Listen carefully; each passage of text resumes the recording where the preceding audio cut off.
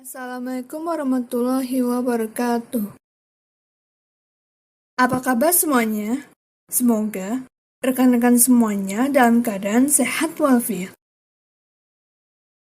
Pada video kali ini, saya, Dinda Noviora, dan teman saya, Robi Martianto, akan memberikan materi tentang nilai-nilai gender dalam Islam.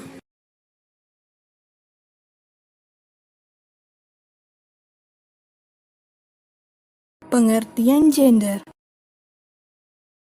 Dari segi etimologi, kata gender berasal dari bahasa Inggris, yaitu gender, yang berarti jenis kelamin.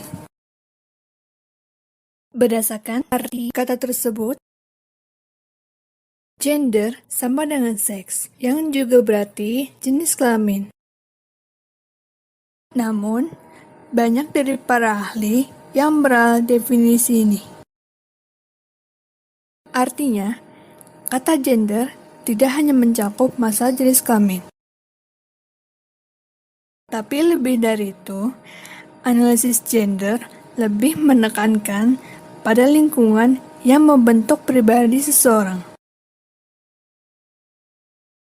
Gender adalah suatu konsep yang mengkaji tentang perbedaan antara laki-laki dan perempuan sebagai hasil dari pembentukan kepribadian yang berasal dari masyarakat, seperti kondisi sosial, adat istiadat, dan kebudayaan berlaku.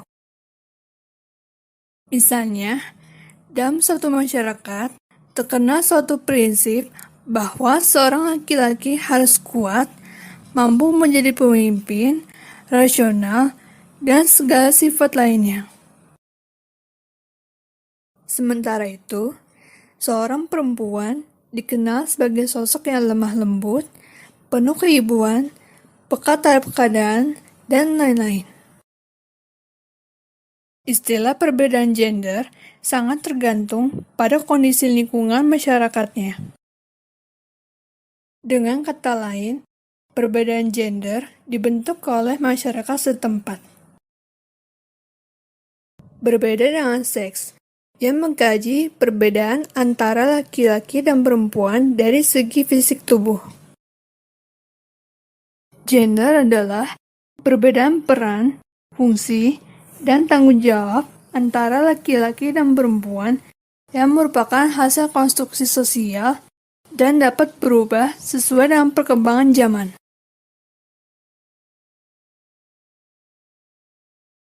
Konsep gender dalam Islam. Gender adalah pandangan atau keyakinan yang dibentuk masyarakat tentang bagaimana seharusnya seorang perempuan atau laki-laki bertingkah laku maupun berpikir. Misalnya, pandangan bahwa perempuan ideal harus pandai memasak, pandai merawat diri, lemah lembut, atau keyakinan bahwa perempuan adalah makhluk sensitif, emosional, dan selalu memakai perasaan.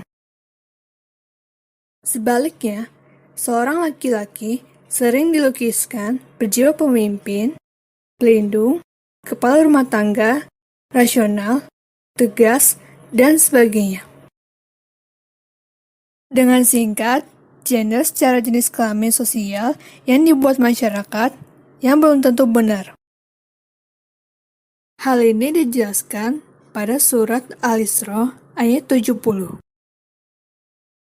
Yang artinya, dan sungguh, kami telah memuliakan anak cucu Adam, dan kami angkut mereka di darat dan di laut. Dan kami beri mereka rezeki dari yang baik-baik, dan kami lebihkan mereka di atas banyak makhluk yang kami ciptakan dengan kelebihan yang sempurna. Ayat tersebut menjelaskan bahwa Allah telah menciptakan laki-laki dan perempuan dengan bentukan terbaik dan dengan kedudukan yang paling hormat. Manusia juga diciptakan mulia dengan memiliki akal, perasaan, dan menerima petunjuk. Oleh karena itu, Al-Quran tidak mengenal perbedaan antara laki-laki dan perempuan karena di hadapan Allah adalah sama. Laki-laki dan perempuan mempunyai derajat dan kedudukan yang sama. Dan yang membedakan antara laki-laki dan perempuan hanyalah dari segi biologisnya. Islam menyamakan manusia untuk memperhatikan konsep keseimbangan, mengandung nilai-nilai kesetaraan, keadilan dan menolak ketidakadilan, keselarasan, keserasian, dan keutuhan bagi manusia. Ajaran Islam memaknai adil sebagai sesuatu yang proporsional, meletakkan sesuatu pada tempatnya, bukan sama banyak atau sama rata. Islam memperkenalkan konsep relasi gender yang mengacu kepada ayat-ayat Al-Quran dan sekaligus menjadi tujuan umum syariah mewujudkan keadilan dan kebajikan yang terdapat pada surat An-Nahl ayat 90 yang artinya, sesungguhnya Allah menyuruh kamu berlaku adil dan berbuat kebajikan, memberi kepada kaum kerabat, dan Allah melarang dari perbuatan keji, kemungkaran, dan permusuhan. Dia memberi pengajaran kepadamu agar kamu dapat mengambil pelajaran. Laki-laki dan perempuan mempunyai hak dan kewajiban yang sama dalam menjalankan peran khalifah dan hamba. Soal peran sosial dalam masyarakat, tidak ditemukan ayat Al-Quran atau hadis yang melarang kaum perempuan aktif di dalamnya. Sebaliknya, Al-Quran dan hadis banyak mengisyaratkan kebolehan perempuan aktif menekuni berbagai profesi. Dengan demikian, keadilan gender adalah suatu kondisi adil bagi perempuan dan laki-laki untuk dapat mengaktualisasi dan mendedikasikan diri bagi pembangunan bangsa dan negara. Keadilan dan kesetaraan gender berlandaskan pada prinsip-prinsip yang memposisikan laki-laki dan perempuan sama-sama sebagai hamba Tuhan. Isu gender dalam perspektif Islam. Allah menciptakan bentuk fisik dan tabiat wanita berbeda dengan pria. Kaum pria diberikan kelebihan oleh Allah Subhanahu wa Ta'ala, baik fisik maupun mental, atas kaum wanita, sehingga kaum pria pantas sebagai pemimpin atas kaum wanita yang terdapat di dalam Al-Quran pada surat An-Nisa ayat 35. Sehingga secara asal, nafkah bagi keluarga itu merupakan tanggung jawab laki-laki. Asy-Syaikh Ibnu Baz berkata, Islam menetapkan masing-masing dari suami istri memiliki kewajiban khusus agar keduanya menjalankan perannya hingga sempurnalah bangunan masyarakat di dalam dan di luar rumah. Suami berkewajiban mencari nafkah dan penghasilan, sedangkan istri berkewajiban mendidik anak-anaknya, memberikan kasih sayang, menyusui, dan mengasuh mereka, serta tugas-tugas lain yang sesuai baginya, mengajar anak perempuan, mengurusi sekolah mereka, dan mengobati mereka, serta pekerjaan lain yang khusus bagi kaum wanita. Bila wanita sampai meninggalkan kewajiban dalam rumahnya, berarti ia menyia-nyiakan rumah berikut penghuninya. Hal tersebut berdampak terpecahnya keluarga, baik hakiki maupun maknawi.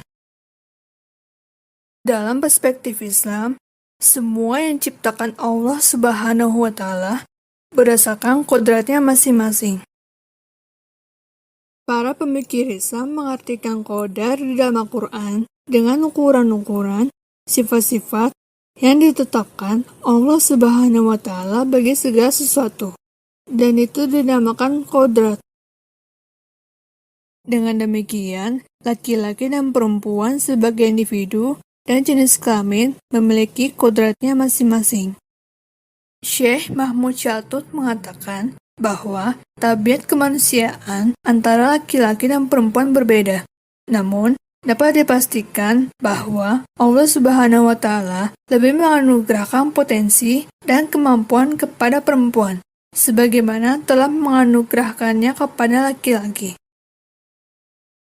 Ayat Al-Quran yang populer dijadikan rujukan dalam pembicaraan tentang asal kejadian perempuan adalah firman Allah dalam surat An-Nisa ayat 1, yang artinya, "Hai sekalian manusia, bertakwalah kepada Tuhanmu, yang telah menciptakan kamu dari diri nafs yang satu, dan darinya Allah menciptakan pasangannya, dan keduanya Allah mengembangbiakkan laki-laki dan perempuan yang banyak." Yang dimaksud dengan nafs di sini, menurut mayoritas ulama tafsir, adalah Adam dan istrinya, yaitu Siti Hawa. Pandangan ini kemudian telah melahirkan pandangan negatif kepada perempuan dengan menyatakan bahwa perempuan adalah bagian laki-laki. Tanpa laki-laki, perempuan tidak ada, dan bahkan tidak sedikit di antara mereka berpendapat bahwa perempuan atau Hawa diciptakan dari tulang rusuk Adam. Kitab-kitab tafsir terdahulu hampir bersepakat mengatakan demikian. Adanya perbedaan antara laki-laki dan perempuan tidak dapat disangkal karena memiliki kodratnya masing-masing. Perbedaan tersebut paling tidak dari segi biologis. Al-Quran mengingatkan, "Dan janganlah kamu iri hati terhadap apa yang dikaruniakan Allah kepada sebahagian kamu lebih banyak dari sebahagian yang lain.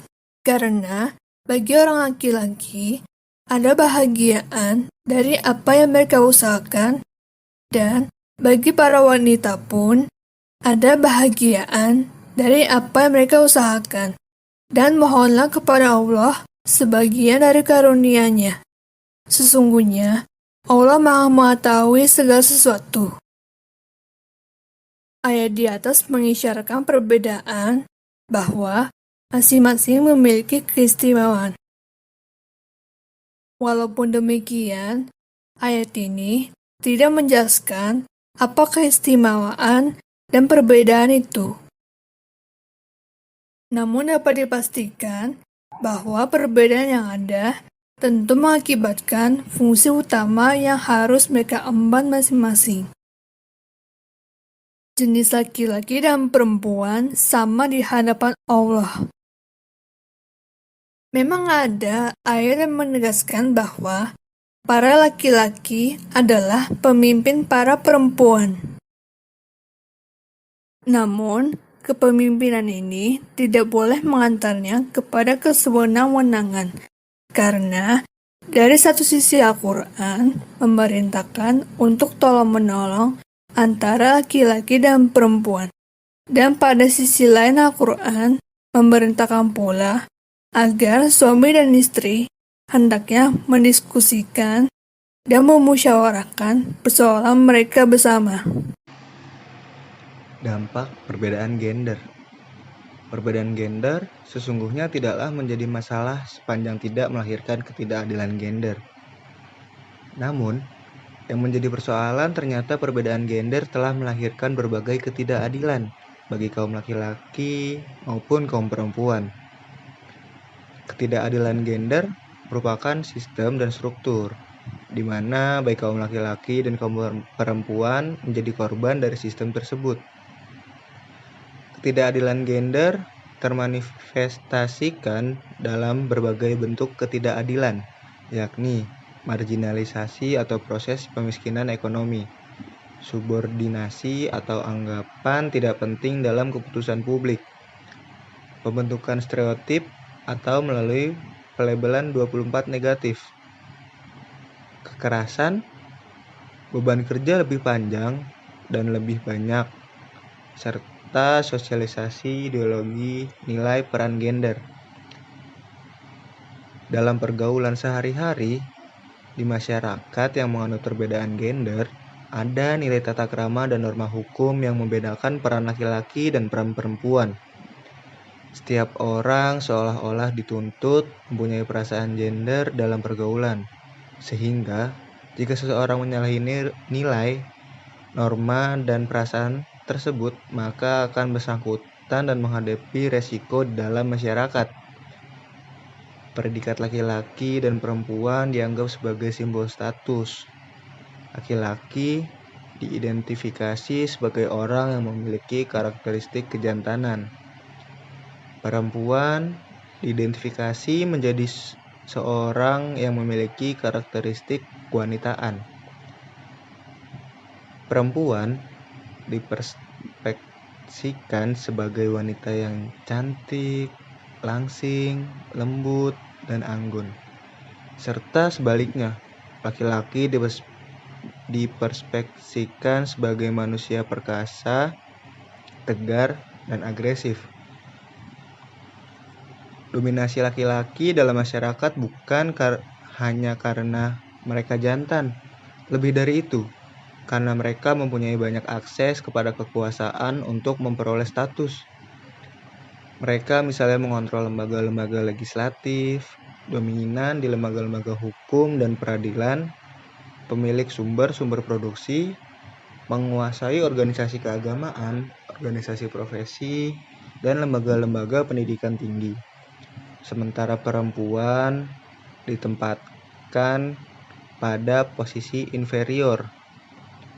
Peran mereka terbatas, sehingga akses untuk memperoleh kekuasaan juga terbatas.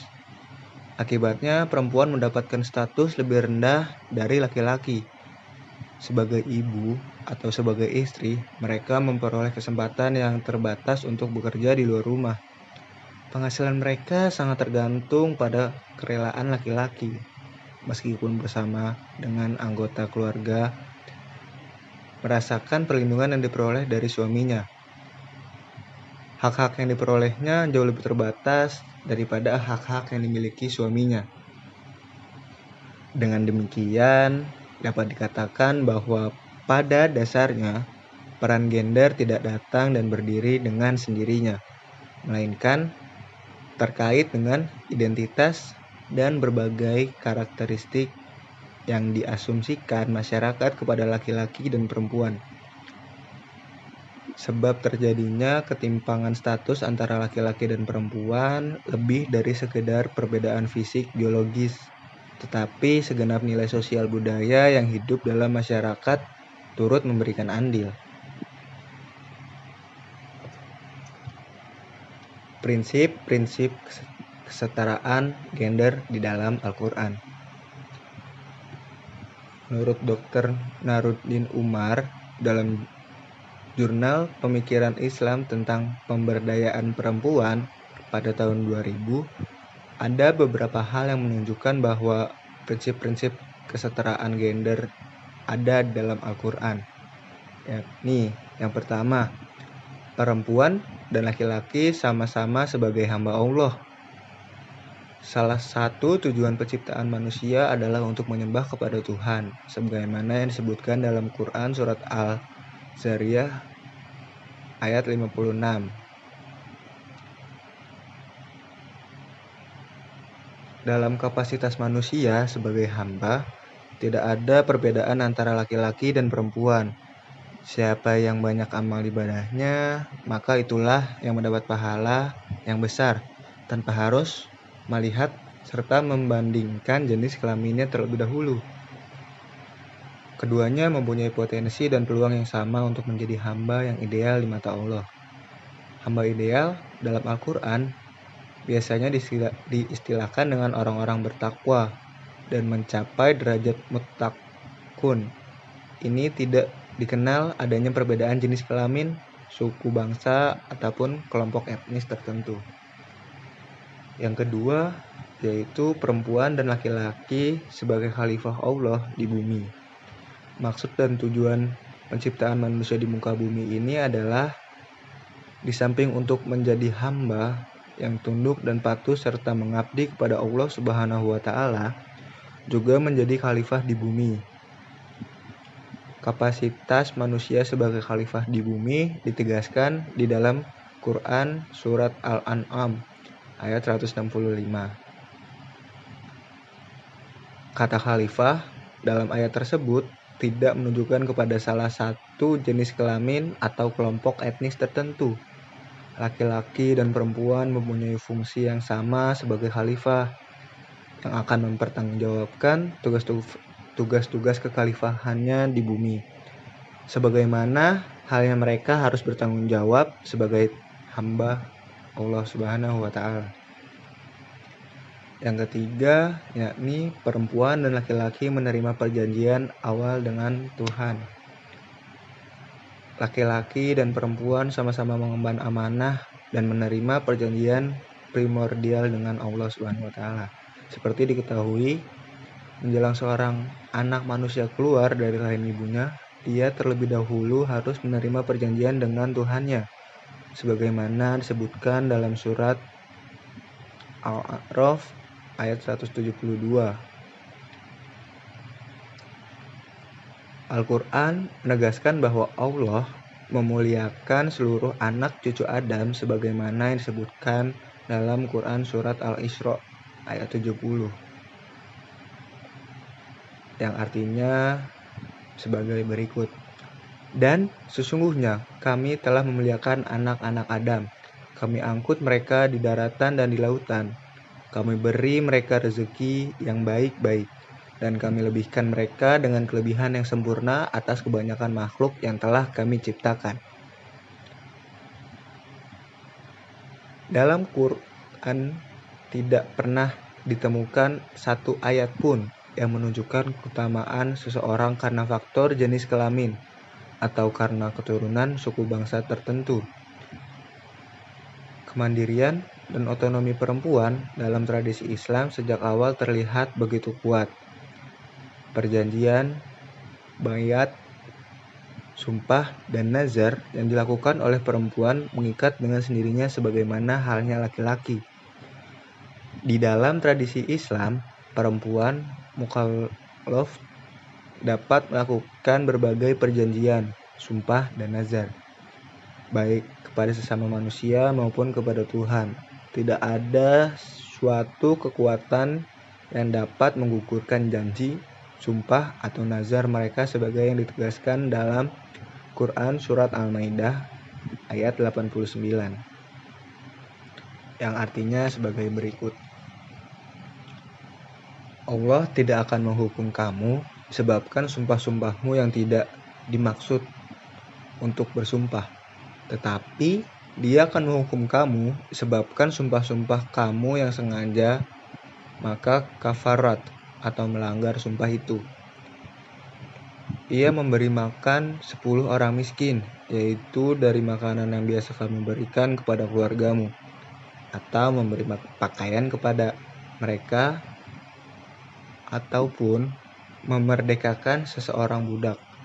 Barang siapa yang tidak sanggup melakukan demikian, maka kafaratnya puasa selama 3 hari. Yang demikian itu adalah kafarat sumpah-sumpahmu bila kamu bersumpah dan kamu langgar. Dan jagalah sumpahmu. Demikianlah Allah menerangkan kepada hukum-hukumnya agar kamu bersyukur. Lalu yang keempat, Adam dan Hawa terlibat secara aktif dalam drama kosmis. Semua ayat yang menceritakan tentang drama kosmis, yakni cerita tentang keadaan Adam dan pasangannya di surga sampai keluar ke bumi, selalu menekankan kedua belah pihak secara aktif dengan menggunakan kata ganti untuk dua orang atau huma, yakni kata ganti untuk Adam dan Hawa, seperti yang dilihat dalam beberapa kasus berikut. Kasus yang pertama yaitu adalah keduanya diciptakan di surga dan menafatkan fasilitas surga disebutkan dalam Quran surat Al-Baqarah ayat 35, yang artinya sebagai berikut. Dan kami berfirman, wahai Adam, diamilah oleh kamu dan istrimu surga ini, dan makanlah makanan-makanannya yang banyak, lagi baik di mana saja yang kamu sukai, dan janganlah kamu dekati pohon ini, yang menyebabkan kamu termasuk orang-orang yang zalim. Lalu permasalahan kedua, yaitu keduanya mendapat kualitas godaan yang sama dari syaitan, disebutkan dalam Quran surat Al-A'raf ayat 20, yang artinya sebagai berikut. Maka syaitan membisikkan pikiran jahat kepada keduanya untuk menampakkan kepada keduanya apa yang tertutup dari mereka, yaitu auratnya, dan syaitan berkata, Tuhan kamu tidak melarangmu dan mendekati pohon ini, melainkan supaya kamu berdua tidak menjadi malaikat atau tidak menjadi orang-orang yang kekal di dalam surga. Lalu permasalahan ketiga,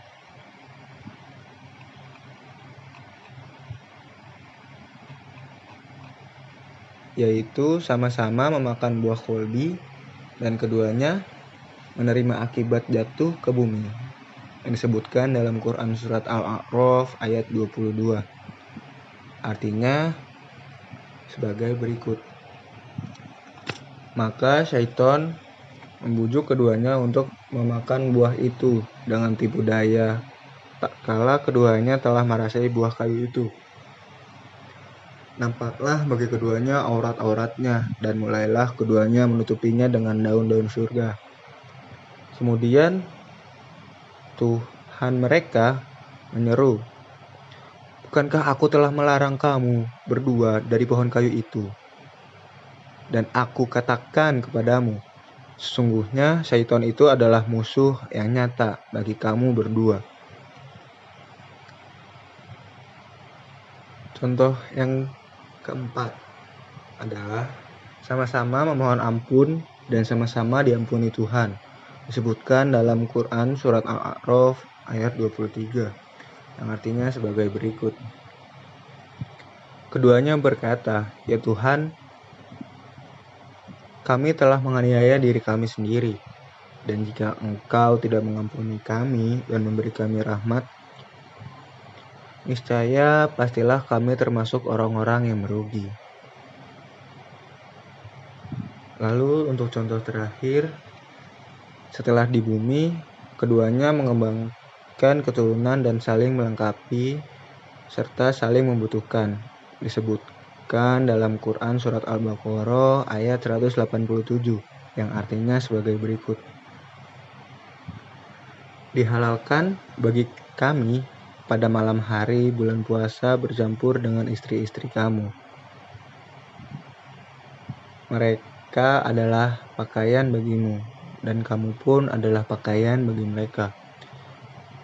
Allah mengetahui bahwasanya kamu tidak dapat menahan nafsumu, karena itu Allah mengampuni kamu. Lalu yang kelima adalah perempuan dan laki-laki sama-sama berpotensi meraih prestasi. Peluang untuk meraih prestasi maksimum tidak ada pembedaan antara laki-laki dan perempuan. Ditegaskan secara khusus dalam beberapa ayat, diantaranya Quran surat Al-Imran ayat 195, yang artinya sebagai berikut.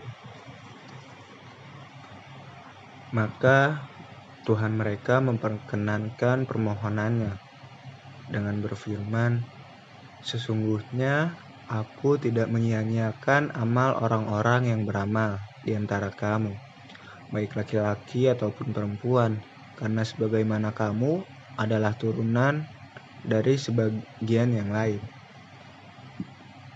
Maka orang-orang yang berhijrah, yang diusir dari kampung halamannya, yang disakiti pada jalanku, yang berperang, dan yang dibunuh, pastilah akan kuhapuskan kesalahan-kesalahan mereka, dan pastilah aku masukkan mereka dalam surga yang mengalir sungai-sungai di bawahnya, sebagai pahala di sisi Allah, dan Allah pada sisinya pahala yang baik. Ayat tersebut mengisyaratkan konsep kesetaraan gender yang ideal dan memberikan ketegasan bahwa prestasi individual, baik dalam bidang spiritual maupun urusan karir profesional, tidak mesti dimonopoli oleh suatu jenis kelamin saja. Laki-laki dan perempuan berpeluang memperoleh kesempatan yang sama untuk meraih prestasi yang optimal. Namun, dalam kenyataannya, di masyarakat, konsep ideal ini membutuhkan tahapan dan sosialisasi, karena masih terdapat sejumlah kendala, terutama kendala budaya yang sulit diselesaikan. Dalil Al-Quran yang mengatur tentang kesetaraan gender. Tentang hakikatnya, menciptakan laki-laki dan perempuan yang terdapat pada surat Ar-Rum ayat 21, surat An-Nisa ayat 1, dan surat Al-Hujurat ayat 13. Ayat-ayat tersebut berisi bahwa Allah Subhanahu wa Ta'ala telah menciptakan manusia berpasang-pasangan, yaitu laki-laki dan perempuan, supaya mereka hidup tenang dan tentram, agar saling mencintai dan menyayangi, serta kasih dan mengasihi, agar lahir dan menyebar banyak laki-laki dan perempuan, serta agar mereka saling mengenal. Ayat-ayat di atas menunjukkan adanya hubungan yang saling timbal balik antara laki-laki dan perempuan, dan tidak ada satupun yang mengindikasikan adanya superioritas atau jenis atas jenis lainnya.